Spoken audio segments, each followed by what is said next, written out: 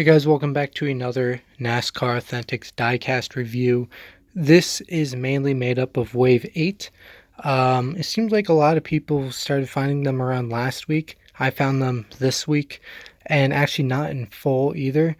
Last two times I've been lucky enough to find them in full because I just happened to be the first one there for some reason.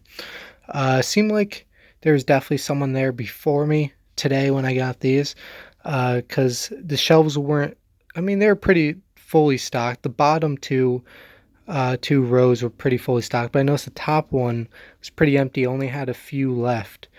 So most likely, someone was there before me. They took the three that I am missing from this wave, but this is the first instance that I'm seeing these, so I'm sure they're going to pop up again somewhere, and I'm going to hopefully finish it out. Hopefully it doesn't end up like Wave 5, where to this day I still have not found half of Wave 5.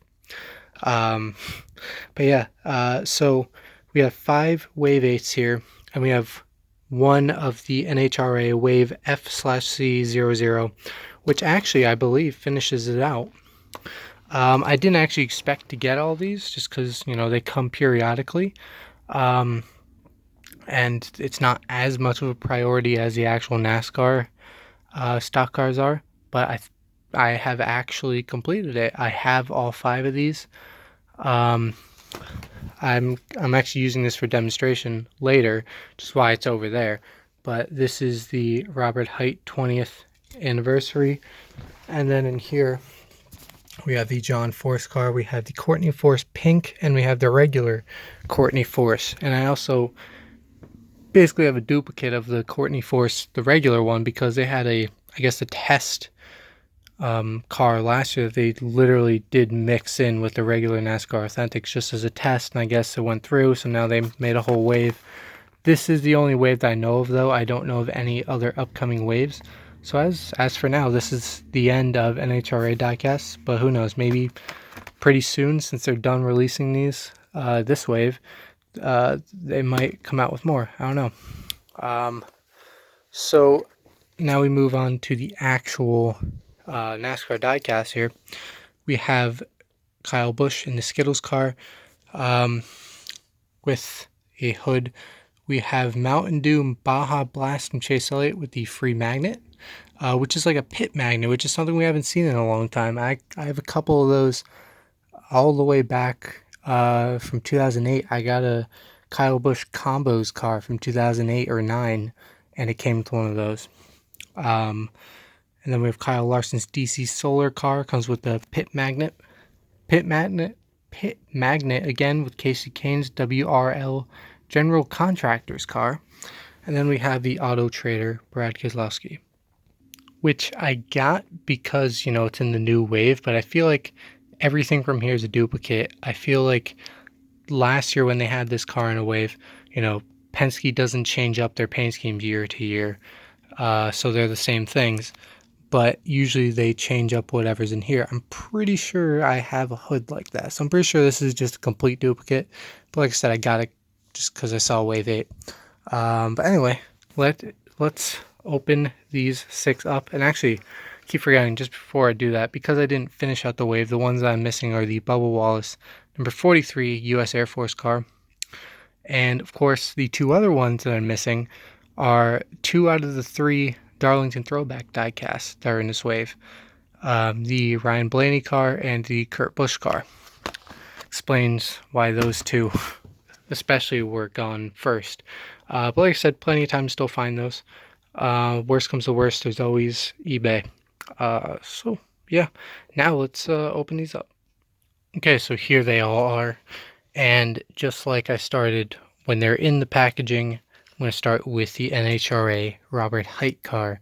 Now, I mentioned I had this car out as a comparison and demonstration sort of thing, because when I first saw this, as I showed earlier in this video, there's 2 Robert Hight's AAA sponsored paint schemes in this wave. And the last time I got the 20th anniversary version, this one's actually the regular version, but you can't tell that, or I couldn't remember exactly what it looked like when I first saw it, so I actually like stood there in the aisle for literally a few minutes looking through my video to make sure that it's not a duplicate, and it wasn't. As you can see, this is the old car. It actually does have a special logo for the 20-time NHRA champs, and you can actually see that the color scheme is a little bit different. This is last year's, this is this year's. There's more white to it this year, and obviously there's no 20-time champs on it. It's just John Force Racing logo. But anyway, here is the magnet, and I'll show you the car. Like I said, there's more white in the last one. It did take me a while to figure out if this was a duplicate or not, but it is not. So that's how I figured out. I now have the entire NHRA wave, which is pretty cool. I don't know if they plan on having any more, but for now I have them all. And that is it for this car. So let's move on here. I have another demonstration car. As you can see, actually let's show off the hood, because I usually show off the extras first. Skittles with the cloud and the rainbow and the signature on the back. Toyota and NASCAR Authentics, of course. And then here's the actual car. Now this is based off of the 36 Skittles car, as you can see here, that I have. The car that I have is when Ernie Irvan drove it.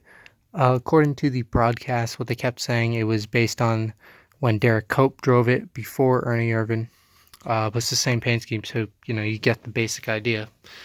And it is basically exactly alike.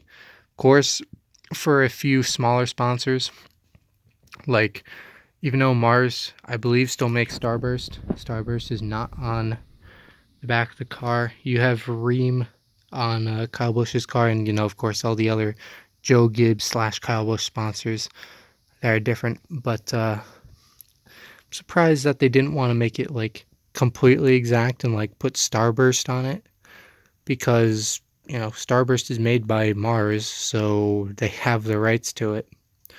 And then you have all the contingency throwback sponsors. You have 3M, Lincoln, which actually is the same. Then you have some other ones, Mechanics Wear. You have the official Darlington throwback logo. And yeah, it's just the overall really nice looking car. And like I said, although 2 of the 3 throwback diecast cars weren't there, this is the one that I wanted the most. And it is also the only one that I have a replica of the original paint scheme. So when I do eventually get the Ryan Blaney one and the Kurt Busch one, I don't have anything to compare them side by side to. But as you can see, paint scheme itself is exactly the same. Of course, it's not Pontiac, but yeah, it's a completely different team. Also, that wasn't Joe Gibbs. That was MD2, I think.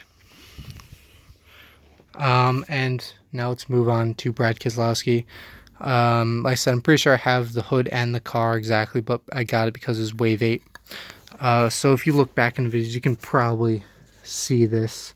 But who knows, there might be a little bit different, because of course this is the 2018 version versus last year's, but I don't know how much would really be different about it. Maybe a few sponsors like on the back or something.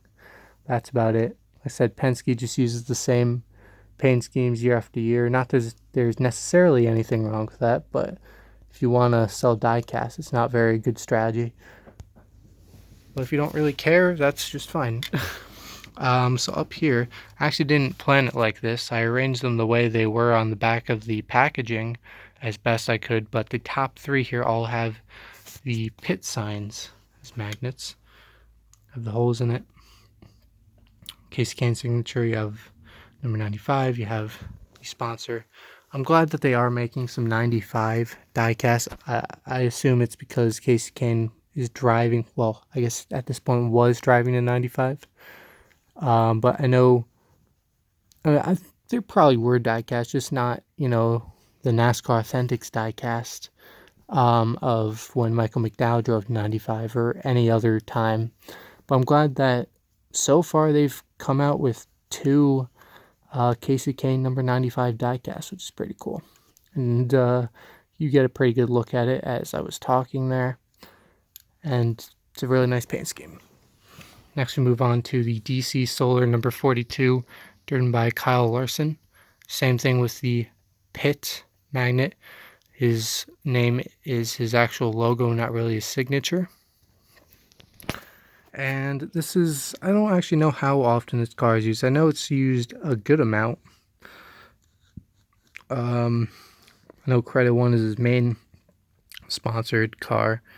But this one is actually really nice. I like any car that's like either really bright or really dark for some reason.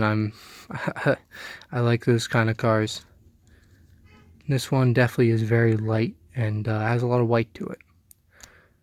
And yeah, pretty much it for that one. Now move on to the final one.